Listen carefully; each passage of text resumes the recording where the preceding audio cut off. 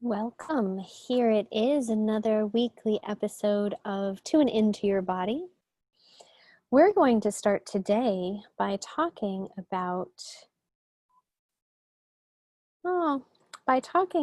connection. So here's my question to you.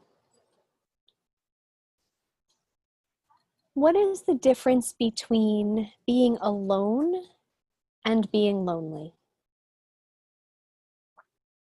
Think about that. What is the difference between being alone and being lonely?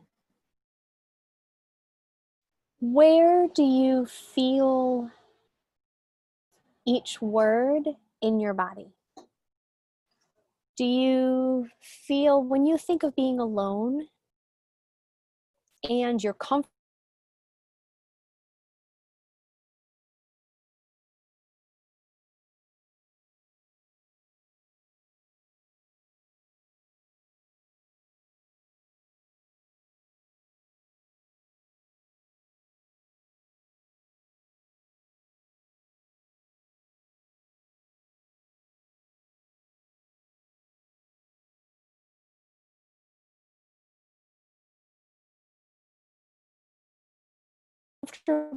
with yourself,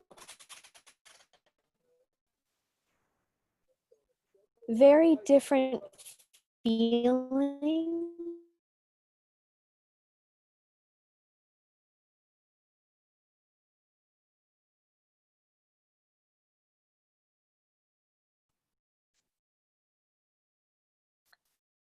So sorry about that. My Zoom disconnected me and kicked me out. So let me try that again.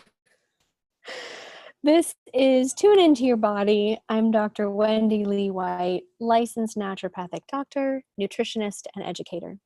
And this is Tune Into Your Body, the weekly webinar series where we discuss the 5 essentials for you to be healthier every day. And so today we talk about connect. I opened, for those of you who just joined us after my Zoom reconnected, I opened with the question, what is the difference between being lonely and being alone? FedEx truck. And I can't speak for you. However, if you have an answer to this and want to type it into the chat, you can participate. For me, being alone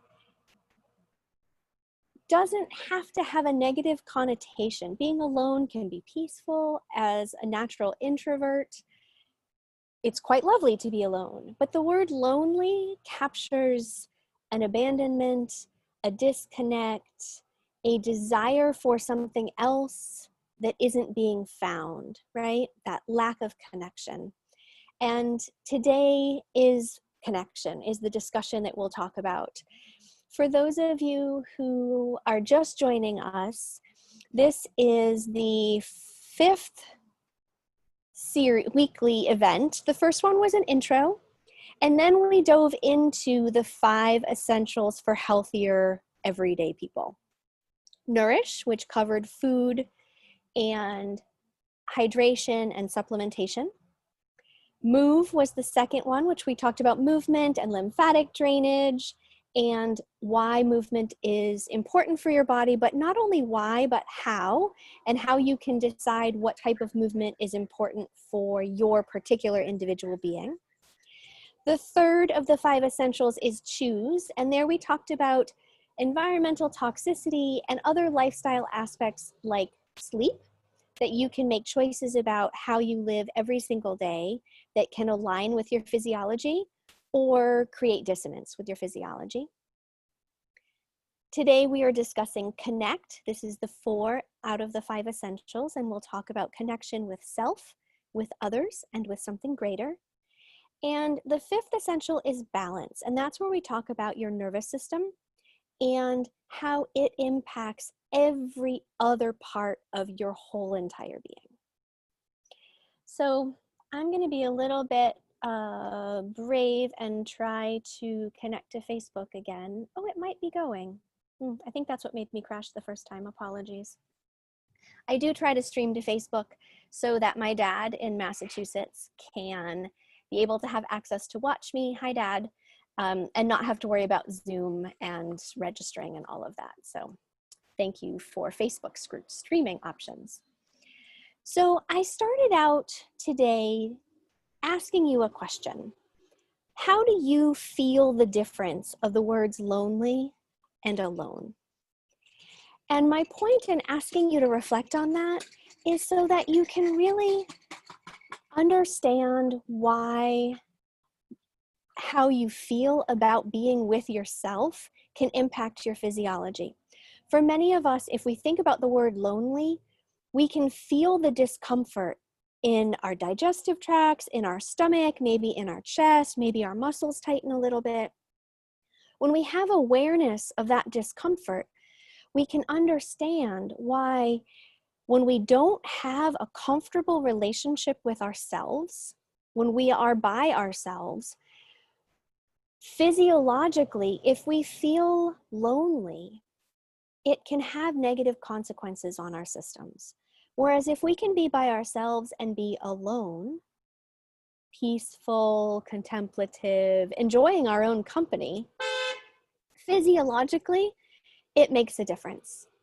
So if you Google loneliness as the new smoking, you'll probably find so many research articles about how the feelings of isolation, the feelings of being lonely, have a negative consequence on your nervous system, which then has negative consequences on your immune system, your digestive system, your reproductive system, your cardiovascular disease system, etc. And so from the making choices to live your life in a way that promotes health, these choices do not have to be difficult. They don't have to be, well, they will be life-changing, but they don't have to be difficult and arduous of a task. It can be simply the practice of being more comfortable being with yourself. So I'm sitting on my front porch, which you probably can hear as the FedEx truck goes by and the UPS truck goes by, but do this with me. Give yourself a hug. And don't just kind of go through the motions, but really give yourself a hug. And notice where in your body do you feel, that's good, right? Especially in this time, you can keep hugging if you want, that's perfectly acceptable. Especially in this time, now I can't keep this evergreen and refer to this, but right now we're in a global pandemic and most of us are still at some level of stay-at-home orders. Especially in this time, for those of us who may or may not have loved ones who are staying at home with us, if we're feeling incredibly isolated and don't have that connection with others, the connection with ourselves becomes even more important. Touch, the ability to sit with ourselves and to feel like we're in good company. So that's the importance of having a connection with yourself. Now, the connection with others. We are spiritual, energetic, emotional beings in physical bodies. When we consider our physical needs only, we're really only looking at the tip of the iceberg of what our whole being needs. And we know that there are certain ones of us who you might feel most comfortable surrounded by an abundance of other people. I might feel most comfortable curled up in my living room with my dog and my husband and a book and a mug of tea. Extroverted tendencies versus introverted tendencies. Regardless of our tendencies of what fills us up, that's what extroverted versus introverted refers to. It refers to that idea that I absolutely can be social. I can get up and speak in front of hundreds of people. I just need to recharge with alone time afterwards. Whereas someone who had more extroverted tendencies could speak to that same crowd of over 200 people and they would get energy from it and they'd want to go dancing afterwards. For me, if I do a big event, I can't do anything for probably the next 24 hours where I need to then recharge and gather all of my energy from my alone time. So regardless of whether someone identifies with more extroverted tendencies or more introverted tendencies, we all as humans are social creatures. In this time when we are often home, more of a isolation, more of a minimal lockdown, it's all that more important that we get that connection in whatever way feeds us. If we feel lonely, we don't have connection with ourselves, we're not having connection with others, our body weakens in response to that. Super important to know that that connection on whatever level feeds us. It nourishes us, it raises our vitality, it strengthens us. So the third part of the connect, besides with self, with others, is with something greater. Along with the something greater, many people make an assumption that I'm talking about religion here or spirituality. And yes, that can be one of the options for something greater. But for those of you who that doesn't resonate for, then the idea of something greater can be humanity, it can be nature or earth, it can be some larger community of which you feel deeply connected and an active part. I do believe that a deep connection with nature particularly is healing, but that's my own personal belief. For some others, they find that deep connection within their religion or within their humanist philosophies. But the ideas that connection with self, with others, and with something greater, I do not believe we can be healthy human beings and not have that awareness of what our connections are in the whole scheme of things. Welcome for those of you who just joined us. I am Dr. Wendy Lee White. This is Tune Into Your Body, my weekly webinar that discusses the 5 essentials for you to be healthier every day. Today we are talking about connection with yourself, with others, and with something greater. And I believe that when we prioritize physical health only, when we don't acknowledge that we're mental, emotional, spiritual beings in physical bodies, I don't believe we can fully arrive at our maximum health potential. If we consider ourselves just physical robots, get the right food in, move your body, and it'll all work seamlessly. I just think it's more complicated and more deep than that. We need the mental, emotional, spiritual piece for our complete health. Why does this matter? Why am I doing this webinar series at all? Often people believe that living naturally, whatever any assumption is made around that, but that living naturally has to be inconvenient, effortful, sometimes even torturous. Many people put off seeing a naturopathic doctor because they believe that they're going to be asked to lie naked in the grass and eat cardboard, right? Like they all have, you all have preconceived notions about what it's like to see a naturopathic doctor.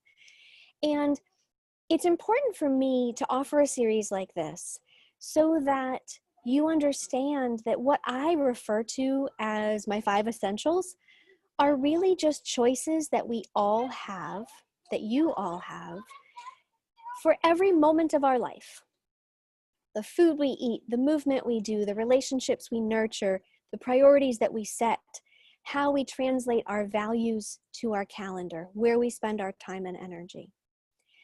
And why I think that's so important, for those of you who are new to me as a physician, go to my YouTube page, find the video on teacup analogy, and that gives you an excellent foundation to really understand more about why I practice lifestyle medicine and why I think every choice we make is so important for our whole being.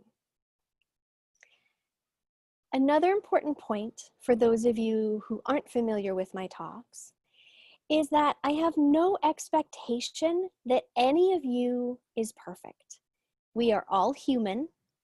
I never know if it's perfectly imperfect or imperfectly perfect. I like both of them. Regardless, there's no expectation that any of us needs to be perfect, nor can we possibly be. So when I talk about these 5 essentials, these choices that we can make every day in lives to be healthier, I don't believe that any of us needs to do them all 110% every moment of every day. Because I have faith in the human body, faith in our design, faith in our physiology, I know that we have resiliency built in. So if we have a day where we're not feeling connected to ourselves, when it's really uncomfortable to sit alone and being alone becomes lonely, that's okay. That's not something that anyone should have guilt or shame about. We are imperfectly perfect humans.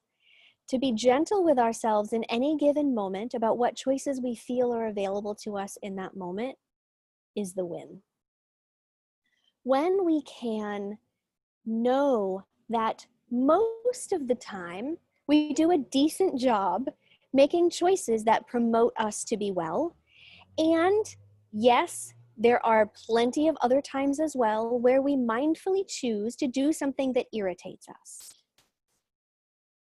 As long as we have resilience, whatever we choose to do that irritates us might swing our pendulum a little away from that healthy balance and resilience in the middle, but because we are super well designed, like awe-inspiring, when we get pulled out of our resilient balance, as long as we're not doing that most of the time and our pendulum swings way, way, way high, our body just brings us back to resilience.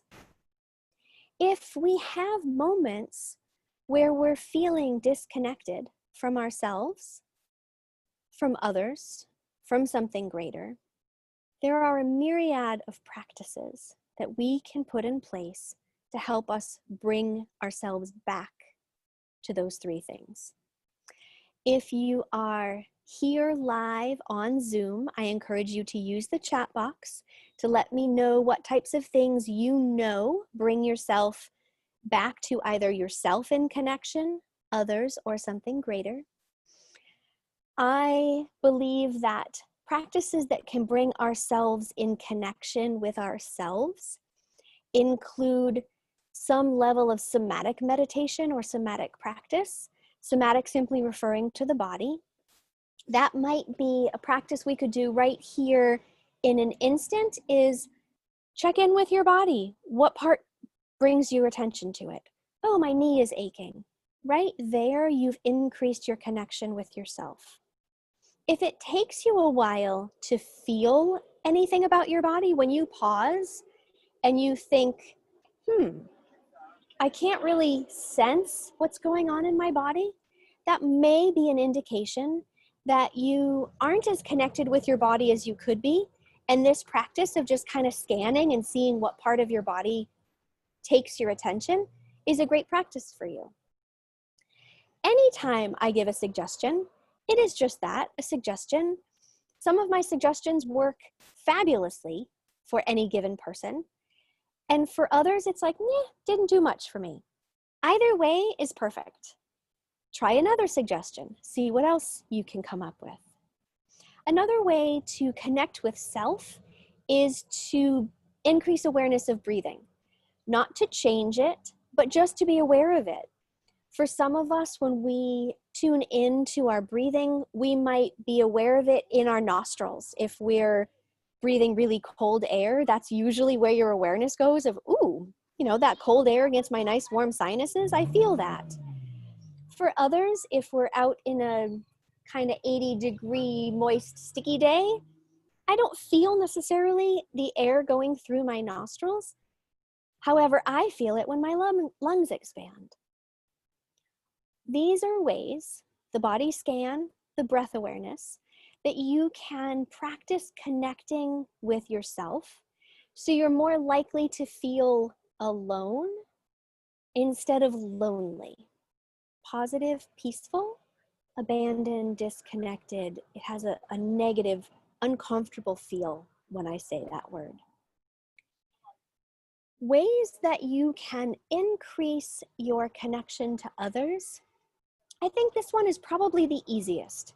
We tend to live in a social culture. We tend to really value kind of extroverted tendencies. And so increasing connection to others isn't simply about that small talk. It isn't simply about the acquaintance that you say hi to or nod to. While that is a part, the connection with others is also meant to be really heart-to-heart connected. So not simply a very sterile interaction, but a heartfelt, human-to-human interaction, an identification with, yes, this is another human that is like me, and we're doing this together. A bug just flew into my glasses. And so I'm going to give an example. I just recently joined, in the last few weeks, a networking group for my business.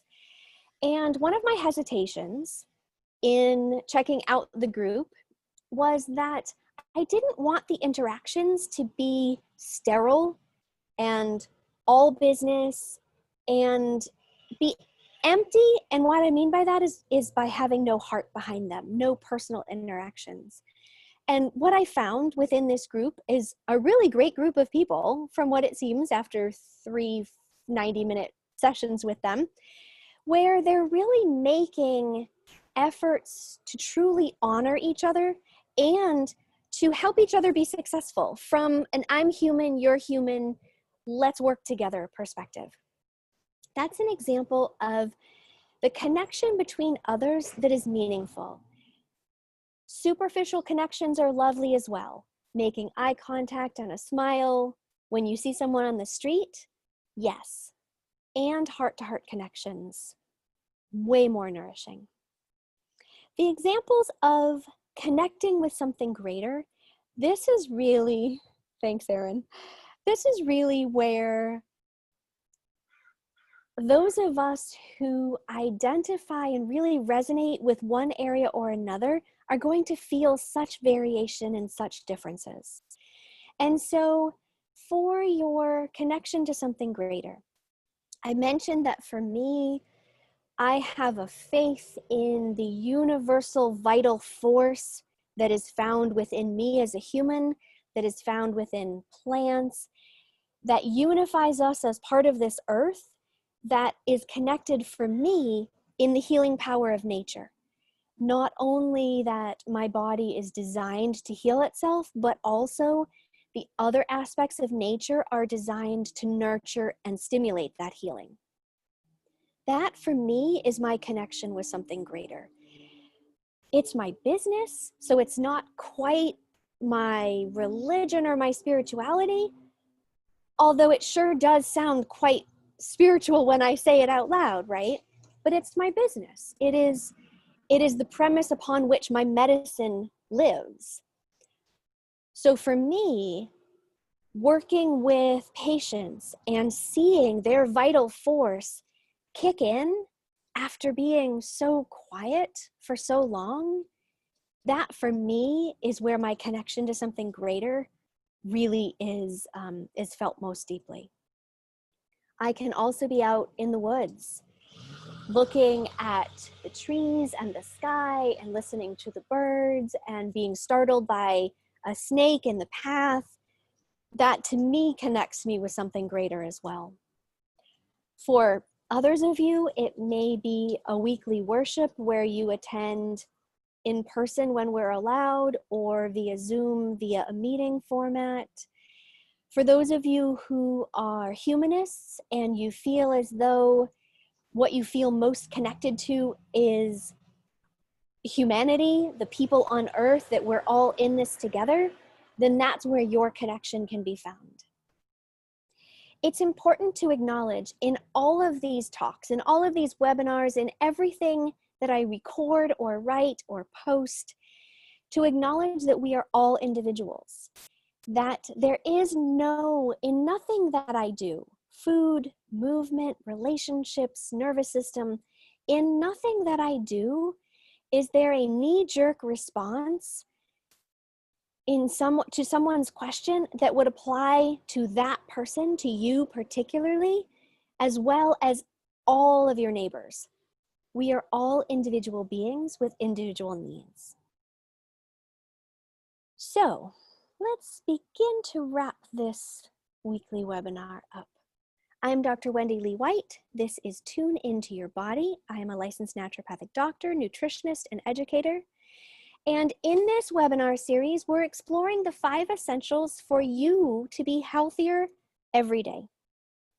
Nourish, which is food, hydration, and supplements. Movement, not only how you do it, but what you do based on your individuality. Choose, which is lifestyle aspects of sleep and environment and clean living and minimizing toxin exposure. Today, we're discussing connect with yourself, with others, with something greater. Next week, we will discuss balance, which is the concept of your nervous system and how choices that you make in life, how they have an effect on your nervous system. And because your system is a because your system is a spider web, every part of your whole being is affected by every other part. So we'll tie it all together with the nervous system discussion next week. After that, we will come out of the 5 essentials for you to be healthier every day, and we will open it up for topics either that I'm inspired by a discussion I had with a patient that week, or something that might have come up in the news, especially topics that you request. So wherever you're watching this, Zoom, YouTube, Facebook, if you see me posting on Instagram, please feel free to comment so that the topics that you are most interested in, I can talk about, and you can hear my philosophy, and you can ask me questions, and I can answer you directly. One last practice. I would like you to take just a few seconds and think about 3 things that you are grateful for. 3 things. Got them? The 3 things that you're grateful for. Reflect upon them. How often do you include yourself or an attribute of yourself, your resiliency, your strength, your intelligence, your compassion? How often do you include yourself in your gratitude list? How can you remember to give yourself physical hugs or emotional hugs more often? It affects your physiology, it affects your health, it affects your ability to be vibrant and well in this world. It upregulates your nervous system, your immune system, makes everything pay more attention when you feel connected. That is your practice for the week. Gratitude practice, and see if you can include yourself within that gratitude practice. We're often super hard on ourselves. Let's see if we can have some gentleness to ourselves and notice how it makes you feel and how it makes your body feel throughout the week. Thanks so much for listening. I'm Dr. Wendy Lee White. This has been Tune Into Your Body. Please share this with those who you think would appreciate this information, and hope to see you all next week. Take care.